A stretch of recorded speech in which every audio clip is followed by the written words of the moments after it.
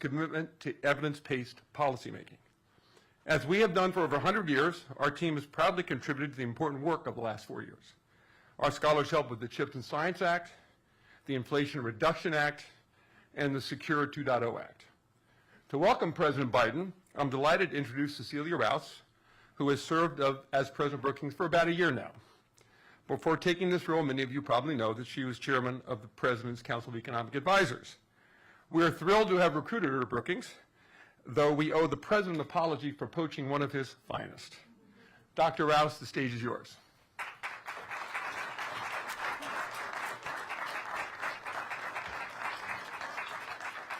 Thank you for that warm introduction, Glenn. On behalf of the Brookings Institution, it is my profound honor to welcome President Biden to our campus today. As Glenn mentioned, I had the opportunity to work for President Biden from 2001 to 2003. So if I may, boss, this isn't just a professional honor, it's a personal pleasure to welcome you to Brookings. Over the years, our institution has had the privilege of hearing from several U.S. presidents, including John F. Kennedy, Johnson, Ford, both Bushes, Clinton, and Obama. President Biden's visit continues Brookings' proud tradition of promoting thoughtful discussions on the most pressing issues of our time with leaders from across the political spectrum. Today, President Biden will focus on one of those critical challenges, our nation's economy. Throughout his tenure, President Biden has prioritized long overdue investments in our country's infrastructure and its people, working to build an economy capable of addressing challenges such as inequality and climate change. His vision is rooted in the belief that a strong economy allows all Americans to contribute productively and earn a good living to support themselves and their families, an economy that works for all. This is the vision that President Biden will speak to today. With that, it is my great pleasure to turn the floor over to President Biden. Please join me in welcoming him to the stage.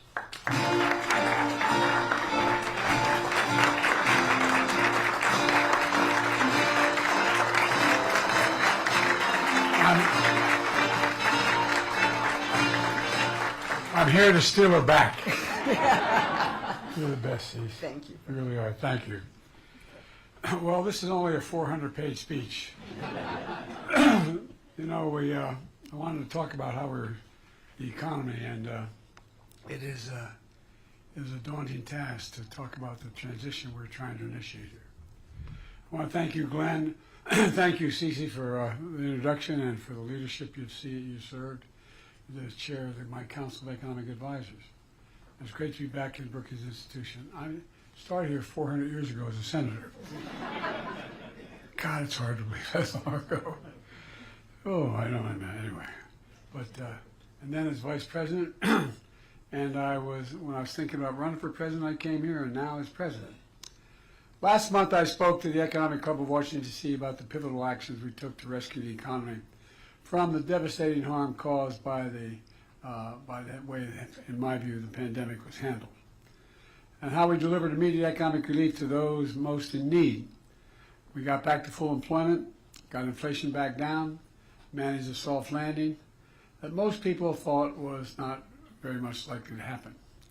Today, here at Brookings Institution, I'd like to talk about the pivotal actions we've taken to rebuild the economy for the long haul. You know, and how we're at a critical, in my view, moment in the direction of the economy is going to take. Next month, my administration will end and a new administration will begin. Most economists agree the new administration is going to inherit a fairly strong economy, at least at the moment. An economy going through fundamental transformation that's laid out a stronger foundation and a sustainable, broad-based, highly productive growth. That is my profound hope that the new administration will preserve and build on this progress. Like most great economic developments, this one is neither red nor blue. And America's progress is everyone's progress. After decades of trickle-down economics that primarily benefited those at the very top, we've written a new book that's growing the economy, the middle out and the bottom up, that benefits thus far everyone. And this is going to be the test going forward. Over 16 million new jobs, the most in any single presidential term in American history.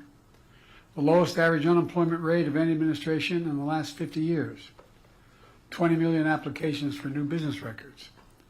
I mean, it's for new business, that is a record, I should say. Stock market hits record highs. I wish I owned a lot of stock. You know, the worst part of all this, I acknowledge it, Brookings. For 36 years, I was listed as the poorest man in Congress. What a foolish man. Anyway, 401ks are up. More than $1 trillion in private sector investment in clean energy and advanced manufacturing in just 2 years alone. After decades of sending jobs overseas for the cheapest labor possible, companies are coming back to America, investing in building here and creating jobs here in America, in my view, where they belong. And of course, this economic growth is not without pain. The entire world faced a spike in inflation due to disruptions from the pandemic and Putin's war in Ukraine. We acted quickly to get inflation down with the help of Republicans and Democrats. Inflation came down to pre-pandemic levels. Wages have increased, but still too many working and middle-class families struggle with high prices for housing and groceries and the daily needs of life. At the same time as inflation and interest rates continue to fall, we've entered a new phase of our economic resurgence. With the outcome of this election, we also face an inflection point. Do we continue to grow the economy from the middle out and the bottom up, investing in all of America and Americans, supporting unions and working families, as we have the past 4 years, or do we move backward? In my view, backslide to an economy that's benefited those at the top while working people in the middle class struggle for a fair share of growth and economic theory that encourage industries and livelihoods to be shipped overseas. And I might add, I'm not anti-corporation. For 36 years, I represented corporate America. My state has more corporations registered in my state than every other state in the union. So I'm mildly accustomed to corporate America.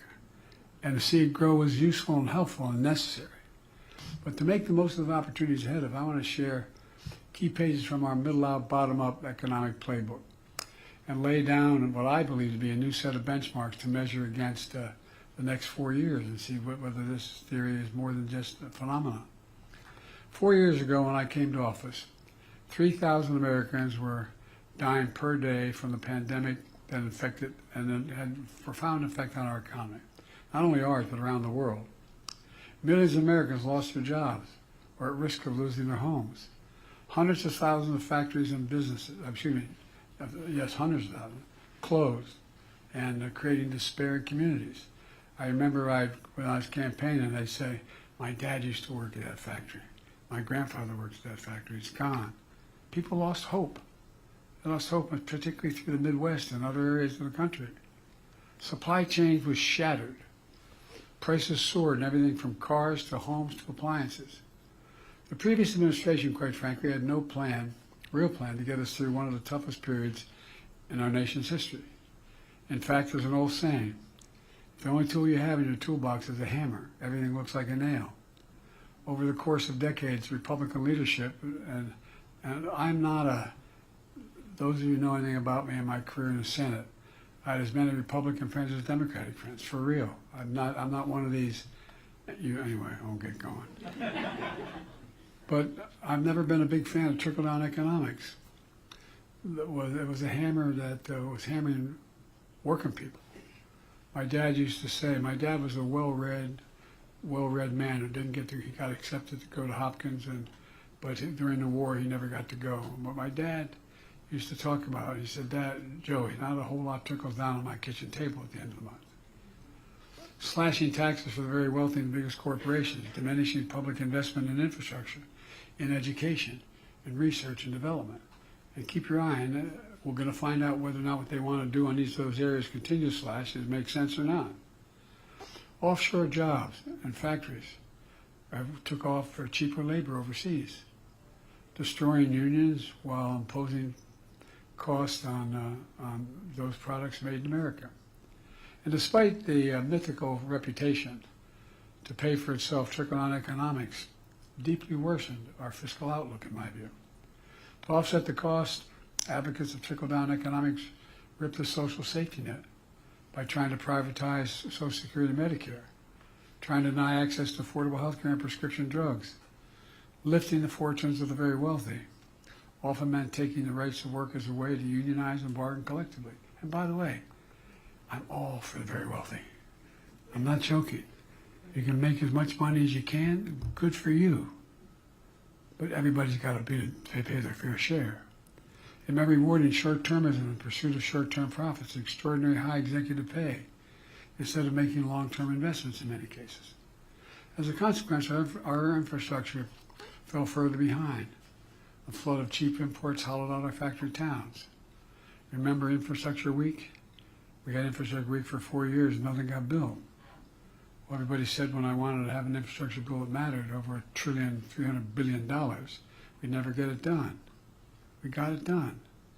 Next president has a game plan I laid out, and by the way, he's going to find, since I made a promise I'd invest as much in red states as blue, he's going to have trouble not doing it. Because he's going to have a lot of red state senators who are opposed to all and didn't vote for it, deciding it's very much in their interest to build the facilities that are on this block. Economic opportunity and innovation became more concentrated in few major cities, while the heartland and communities were left behind. Scientific discoveries and inventions developed in America were commercialized in countries like China, bolstering the manufacturing investment and jobs instead of the economy. Even before the pandemic, this economic agenda was clearly failing. Working and middle-class families were being hurt. The pandemic and the economic crisis revealed a failure for everyone to see and to feel. And you know, one of the things that's going on here, they just turned off my, I'm going to go on. I lost the electricity here. But anyway, one of the things we found is that, you know, we invented the computer chip, size of the tip of your little finger, to power everyday lives, from vehicles to advanced weapons, cell phones, everything in between. The United States invented these computer chips, but over time we stopped making them. In the very beginning, we produced 40% of them in the world.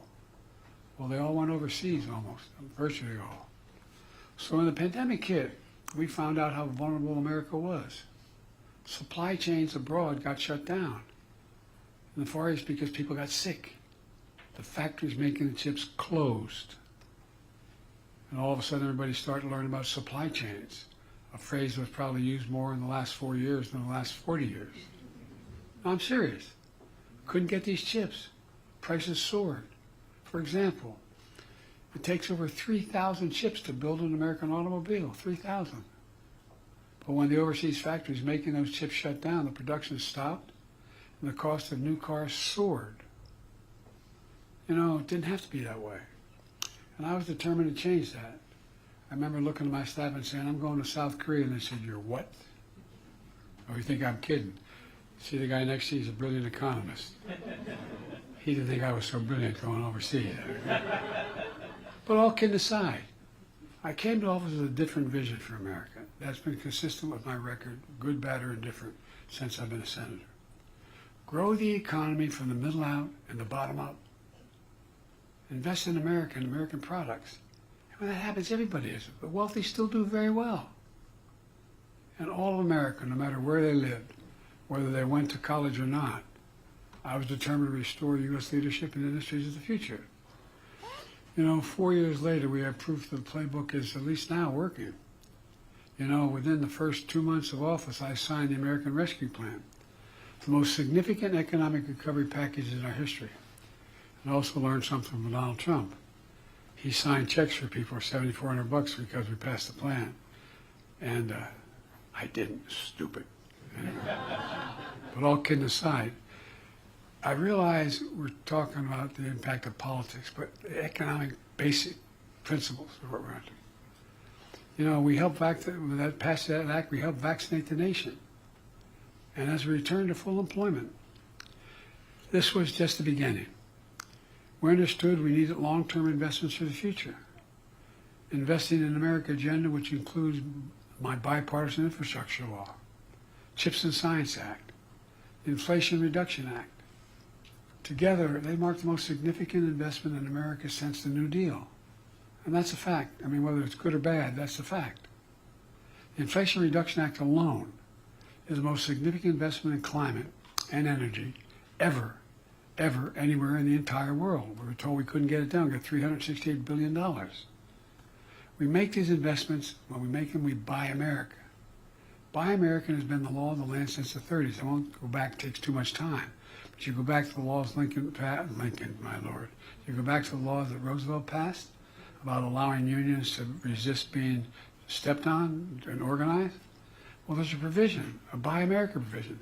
I was a senator a long time. I thought I was pretty informed. I didn't know it existed.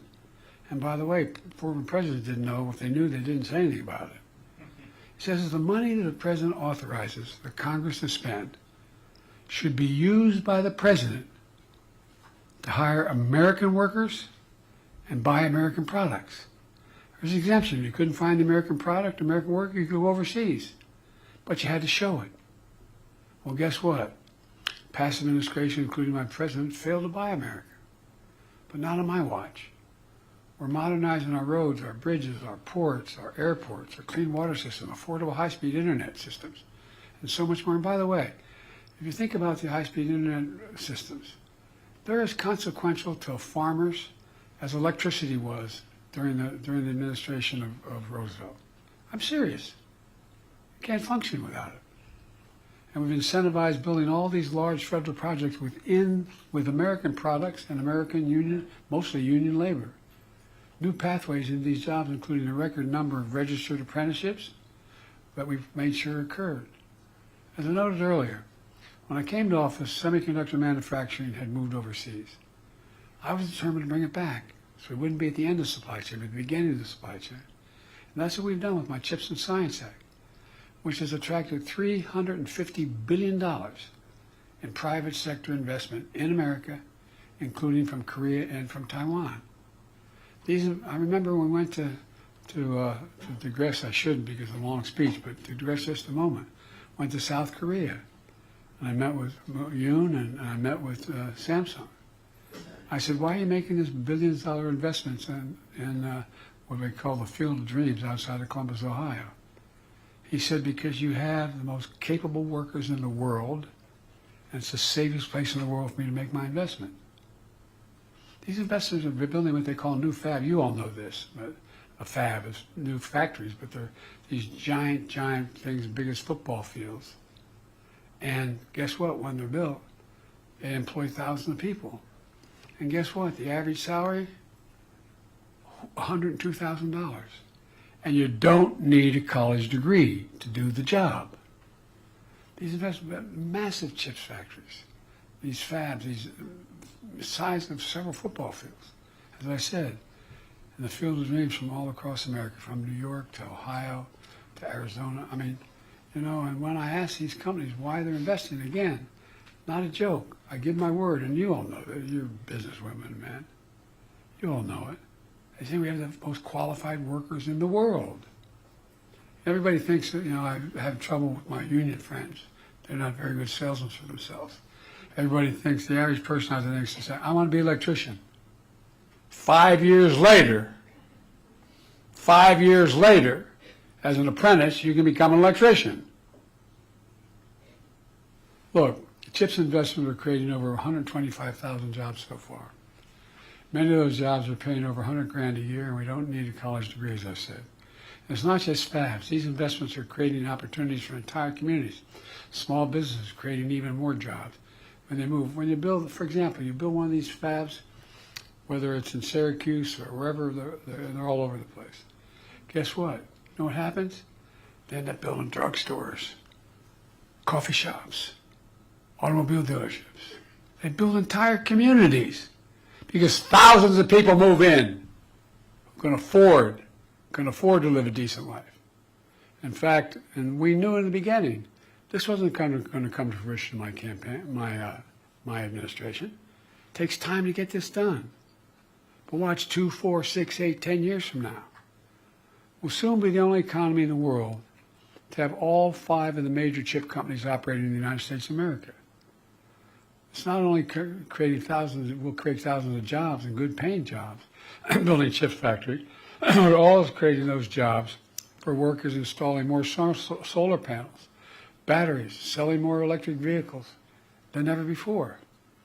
You know, that's a construction boom and manufacturing boom all across America. It's just going to continue to pick up with the billions of dollars being invested.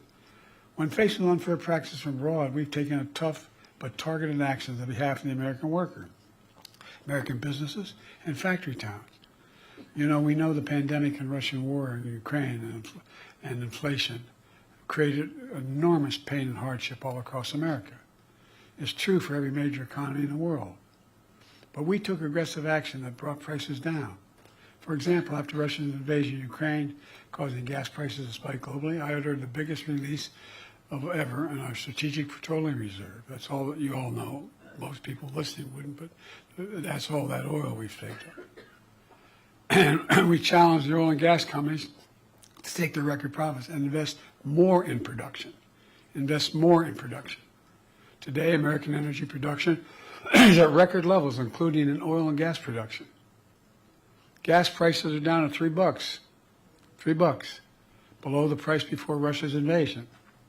In addition, we've successfully pushed back all the oil released at a much lower price, and we've refilled the facilities, making the taxpayers in the process $3.5 billion.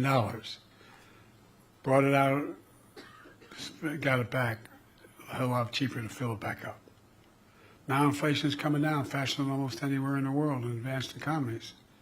As inflation eased and the strong labor market persisted, inflation-adjusted wages and incomes began to rise. Average after-tax income is up almost $4,000 than prices on average for average Americans. 80% of working-age Americans have jobs, near a multi-decade high. We're creating a record jobs. 60% of all Americans who chose to pursue a four-year degree, who chose not to pursue a four-year degree. With our historic backing of union, public support for unions is the highest it's been in more than half a century. And the labor movement is expanding and changing, and new companies are in industries. Here's why it's important for all workers. I asked the Treasury Department when I was pushing for union expansion to do a study. They found that when union wages go up, everybody's wages go up across the board. It matters. The middle out, bottom up playbook is also asking that the very wealthy the most profitable corporations, begin to pay their fair share. I won't use the usual site that's used. We got 1,000 billionaires in America. Their average federal tax is 8.2%. Anybody want to trade with them? Well, look, my predecessor's $2 trillion tax cut overwhelmingly benefits the very wealthy and the biggest corporations, delivering tax cuts to the top 1% worth more than 50 times the tax cuts that went to middle-class families, you see. My approach is leading to better results for everyone. I kept my commitment that no one, and it didn't make me very popular with Democrats, no one earning less than $4,000 a year would see $400,000 a year would pay an additional single penny in additional taxes. No one. Not only I fought hard to expand the child tax credit for working families, but cut child poverty nearly in half. And by the way, it increases economic growth. More women can go back to work. More women can grow the economy. Expanded tax credits to make health insurance more affordable for millions of Americans enrolled in the Affordable Care Act. By the way, the other team tried to get rid of it, 51 votes, okay? After a decade of severe underfunding, I fought hard to make the IRS have a budget with enough personnel and technology. And it's awful hard. It's easy to go after my taxes, not a problem. You know, and I make a good living. You pay me a lot of money as a president. But for the very wealthy, it's awful hard. You need more personnel. And guess what? We finally, after the fight, got more personnel. Never did I think I'd be fighting to get more tax collectors. We got more folks in the department. The result, the IRS has already collected over $1 billion in unpaid taxes from the super wealthy that had not been paid in the past. Look, folks, our economic playbook also includes increasing fair competition. I'm a capitalist. But capitalism without competition is not capitalism, it's exploitation. but not on my watch. My Inflation Reduction Act took on Big Pharma, reduced the price of insulin for seniors with diabetes to pay only $35 a month until close to the average of $400 a month. You know, when I was trying to sell this to the American public, I'd go around the country doing town meetings and say, anybody has a prescription from a major drug company in America? Come with me, get an Air Force One. I will take you to Toronto, to Berlin, to Rome, to anywhere in the world. I'll get you that same exact prescription from the same exact company for somewhere between 40 and 60% less. Well, the Inflation Reduction Act also finally gives Medicare the power to negotiate lower drug prices for seniors across the board. It's already passed. Starting next month, out-of-pocket prescription drug costs for seniors, total prescription drug costs, we capped at $2,000 a year, no matter how much they spend, no matter how expensive their drugs. And you all know it, because some of you, like me and others, have lost families to cancer and cancer treatment. Those drugs, cancer drugs, cost $10, $12, $14 thousand dollars a year. These other reforms not only save seniors money, not only saves the patient money, but guess what? It saves every one of you taxpayers money, because the federal government is not paying out $160 billion over the next 10 years that it had to pay now. Because they're not paying that, they're paying $35, not $400 for the prescription. Exorbitant prices of pharmaceutical companies have been charging. We're also lowering costs by eliminating junk fees. Junk fees are those hidden costs that can add up to hundreds of dollars for the average American family. You know, hidden costs like excessive banking overdraft fees. So I didn't realize I had the power to do this, but we brought them down from average of $35 a month for an overdraft to $5 a month. Cost the banks a lot of money, but it was fair. $35, deal with the overdraft. And in addition to that, there's late fees for credit cards, apartment application fees. I know most of us don't even look at that, but just to apply. Hidden hotel fees or family seating arrangements on flights. A lot of you got that one down. I don't know about all of you, but maybe it's the Irish in me, but I hate being played for a sucker. No, I'm serious. People get angry when they find this out. Fair competition is especially important for small businesses that have been crushed by decades of concentrated corporate power. That's important because small businesses represent nearly 50% of the entire GDP of the American economy. Because of our policies and confidence of entrepreneurs in the economy, we've seen 20 million, since I became president, 20 million new business applications during this administration. The most of any presidential term in history, a record. Black businesses ownership is doubling. Hispanic business ownership is up by 40% since the pandemic. Share of women in business is also on the rise. It all has benefited not just those groups, but all of the economy. Every single application for a new business license is like an act of hope, a confidence. There's so much more from our playbook. Bottom line is, in 4 short years, we've come a long way. Excuse me, my cold, if I apologize. From the crisis we inherited, we not only beat the pandemic, we broke from the economic orthodoxy that has failed this nation, in my view, for a long time, a theory that led to fewer jobs, less economic growth, and bigger deficits. I had a fundamentally different theory. My theory was the strongest economy is built from the bottom up and the middle out, from the middle out and the bottom up, not the top down. And the best way to build in America was to invest in America, invest in American products, invest in American people, not by handing out tax breaks to those at the top. And I'm not looking, look, I won't get in, we can talk about taxes. But it was long past time for America to make a generational investment in our infrastructure, in our manufacturing base, in the technological edge in our clean energy future. I know it's been hard for many Americans to see, and I understand it. I just trying to figure out how to put 3 squares on the table. But I believe it was the right thing to do. Not only to lift America out of economic crisis caused by a pandemic, but set America on a stronger course for the future. And we did that. We don't take my word for it.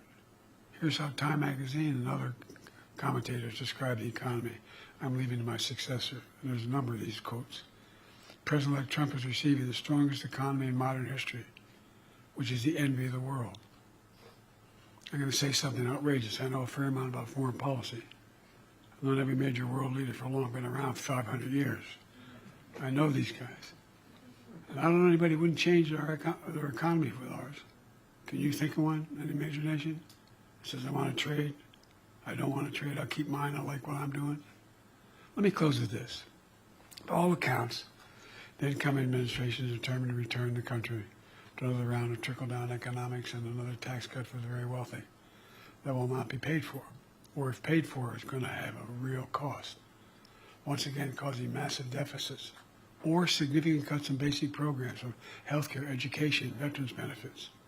On top of that, he seems determined to impose steep universal tariffs on all imported goods brought to this country, on the mistaken belief that foreign countries will bear the cost of those tariffs rather than the American consumer. Who do you think pays for this? I believe this approach is a major mistake. I believe we've proven that approach is a mistake over the past 4 years. But we all know in time what will happen. I've never agreed with Ronald Reagan's approach to the economy, although I got along with him very well. But I did agree with something he said. President Reagan said, and I quote, "Facts are stubborn things." Facts are stubborn things. They are. Here are the facts. A set mark of benchmarks, if you will, that we should measure the success or failure of our next 4 years. During my presidency, we created 60 million new jobs in America. Will the next president create jobs, or like Herbert Hoover, be the only president to lose jobs in his administration?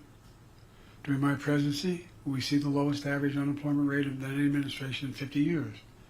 Will the unemployment be higher or lower in the next 4 years? We have had a strong economic growth of 3% on average on a yearly basis. Will the next president have a stronger or weaker economic growth? And inflation, yes, inflation. We're battling through worldwide effects of the pandemic, Putin's war in Ukraine, and supply chain disruptions. I'm meeting the next president with an inflation rate that's near 2%. Where will inflation be at the end of the next president's term? Look, these are simple, well-established economic benchmarks used to measure the strength of any economy and the success or failure of any president's 4 years in office. They're not political or rhetorical opinions. They're just facts, simple facts, as President Reagan called them, stubborn facts. And one more fact as I prepare to leave office. You know, there is no country on earth better positioned to lead the world in the years to come than America. Think about it, what stunned me. And again, I'm going to say something outrageous. I have as much experience in foreign policy as any president in history of the United States has had. I was chairman of the Foreign Relations Committee. Anyway, I spent a lot of time. I know all of them. Well, the decisions we make over the next 4 years have been transformative to the nation. But I tell you what stunned me, and I'm not being a hyper-American here. I can't name a single country in the world that doesn't think, put it this way, if we're not leading the world, who does? Not a joke. I'm not being wise guy. If we do not lead the world, what nation leads the world? Who pulls Europe together? Who tries to pull the Middle East together? How do we do the Indian Ocean? What do we do in Africa? We, the United States, lead the world. And you all are extremely experienced women and men. You know many of these leaders. You know many of these countries. Find me one that says we're not, or wish we weren't. Look, my hope and belief is that the decisions and investments are now so deeply rooted in the nation that's going to be politically costly and economically unsound for the next president to disrupt or cut. You know, some of my friends in the Republican Party, when I do States of the Union, who holler and like, you know, those things. They're against all the things we did. Keep your eye on them. Tell me what they want the programs we voted for them to cut in their states. Show me the most conservative Republicans willing to take away the factories are going to be built in their states. Going to be interesting. Going to be interesting. Look, I pray to God because I think everybody has an opportunity to reconsider the growth. I pray to God the President-elect throws away Project 2025. I think it would be an economic disaster for us in the region. In fact, consider one additional fact. The historic investments we made went to more red states than blue states. Not a politically smart thing to do, and I knew what I was doing. I knew people would be angry. But the reason they're red states and they need it more is because of the decisions they made. Decisions they made. And geography. Will the next president stop a new electric battery factory in Liberty, North Carolina? Will create thousands of jobs? Will he shut down a new solar factory being built in Carterville, Georgia? Are they going to do that? You know, will we deny seniors living in red states $35 a month insulin? I believe the only way for a president to lead America was to lead all of America. And I believe the economy I'm leaving at the moment, and others could do better than I did. I'm not saying it was perfect. But ends up at this moment the best economy, strongest economy in the world. And for all Americans, doing better. So we got a lot to do, and I'm leaving the presidency, but I'm not going away. Bad news for y'all. Because I think we got to bring this country back together. When I announced my candidacy for president, I said I was running for 3 reasons. One was to restore the soul of America. Just decency in the way we treat one another. Politically, the way we treat one another. I know you know that back when Pat was around and others, we had vicious fights. We'd go and sit and have lunch together in the Senate dining room. I'm taking more of your time than I should, but one of the things that I realized when I was vice president, Barack wanted me because of my background in foreign policy and my ability to work in the Congress very well. And so about 6 years in, I decided to go up to the Senate dining room. I'm president of the Senate, to sit at the table where Democrats and Republicans sit together and began to listen again, just talk to people. Well, guess what? No place to go. You've been to the senator's dining room where they take you into the room where you can eat with other senators and other people. But right, the doors on the left of that elevator are private dining. It used to be a long buffet table. You walk in, a long table sitting, I guess, 16, 18 people on the right, parallel with the table, and you walk through an archway, and there's a table going the other way. One was a Democratic table, one was a Republican table. And when there weren't enough to sit at any one table, then they all sit together. It's hard to really dislike an individual that you strongly disagree with when you find out his wife is dying of breast cancer, or he just lost a child, or he's having serious physical problems himself. We knew each other. I really mean it. Barack used to drive Barack crazy when we met every morning at 9 o'clock, and with his last peaceful talk to one another when the day ended. And always give me, he said, I know. All politics is personal. But it is. It is. I watched Teddy Kennedy and Jim Eastland rip each other apart on the floor and then go down and have lunch together. So one is to restore the soul of the country. The second thing to do, I was trying to do when I ran, was to begin to restore the middle class, to focus on people most in need. And thirdly, was to bring the politics together again. Again, we don't have to agree with one another, but we sure now have to stick with the system that's allowed us to strongly disagree and yet keep within the confines of the admonitions of the Constitution. I've taken much too much of your time, and I apologize, but you're among the most informed people in Washington. And I would really appreciate down the road here a little bit any constructive criticism you have, and I'm sure you have some. All right, thank you so very much for having me.